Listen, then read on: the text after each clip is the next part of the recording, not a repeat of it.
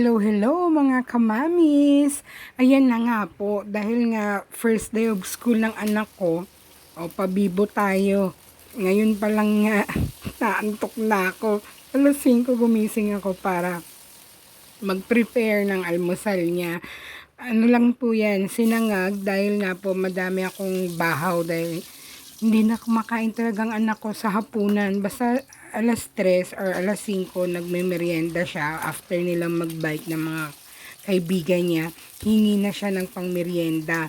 Yun, kakain na siya ng burger or chicken ano ba, egg sandwich, ganyan. Tapos inom tubig. Tapos hindi na siya magdi-dinner. Yun na yun. Kaya yung sinaing ko, actually, lunch pa namin na kanin yan. Hindi rin naubos. Kasi ako, konti na lang din ang kinakain ko paggabi. O kaya minsan oatmeal na lang. Dahil nga oatmeal. Oatmeal na lang ang kinakain ko. Dahil kailangan ko talaga magbawas. Kumakain na lang ako ng todo sa almusal. Tapos doon kay mama, hindi na rin ako nagme-merienda. Kasi nga sobrang init. Nakakatamad. Alam niyo po yung magtitimpla ka pa lang. Grabe na yung pawis mo. So, ayun na nga po. Sobrang daldal ko. Ayan, dyan na si Kuya Isda. Ang lakas ng sigaw.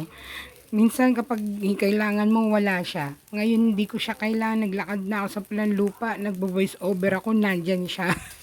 So, ayan. Nagtatawag siya ng mga suki niya.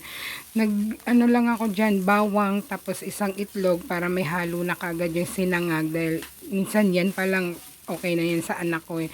Pero nagprito pa rin ako ng isang sunny side up sa kanya doon sa kabilang kawali na yung nakapatong doon. Yan, bubuksan ko na yan. Tapos dyan ko na rin iinitin yung adobo na natira namin kagabi. 'Di ba? Bumili lang po ako na ng 3 hita tapos inadobo ko kagabi. Hindi rin namin naubos. Ang nakain ko lang, hindi lang pala kagabi, tanghalian pa lang. Niluto ko na tong adobo na to. 'Di ba? Anak ko lang at saka yung asawa ko yung nakakain nun, ako hindi na. Kasi yung paksiw na galunggong yung kinain ko, yung ulam pa namin nung Sunday. Yun. 3 isda lang nga po yun 3 piraso ng galunggong. Pero hindi pa din, hanggang ngayon meron pa din. Yun nga po kasi nga, hindi kami ganun sa ulam. Kaya tapos tignan niyo po, ngayon po nga kinain ko yung nag-live po ako. Yung inalmusal ko, yung buttered shrimp na niluto ko pa ng 4 days ago. 'Di ba? Ganun po katipid. So ayun, ganun po kami lagi. Yung adobo po na yan, piniprito ko po after ko pong after namin na maubusan ng sarsa. Masarap po yan iprito, tapos pag may sinangag at sausaw mo sa ketchup, ang sarap po, 'di ba? Try nyo po yan minsan. Kahit po adobong baboy or adobong manok, masarap po yan. So, ayan na nga po. Pinatutuyo ko lang ng maigi yung sinangag kasi maganda yung parang naninigas-nigas.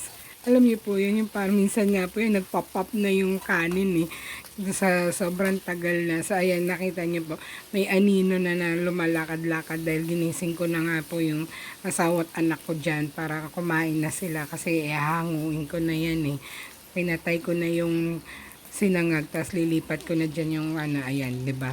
Tapos kukunin ko na yung adobo na yan at nagkakain na silang mag-ama, pero yung asawa ko hindi kumain, ayaw niya pa, nagkape lang siya, tapos tinira pa nga niya yung kalahating kape pero hindi ko din ininom, hindi ko na type yung lasa. Sabi ko, tignan mo to, sinayang lang yung kape. Buti na lang, konti na lang, wala na sa kalahati. Tinapon ko na, hindi ko na type. Parang mas gusto ko na yung chocolate or Milo. Yun, ganun. So, ayan po ang aming almusal kanina. May natira pa po yan after ko. Bye. Thank you.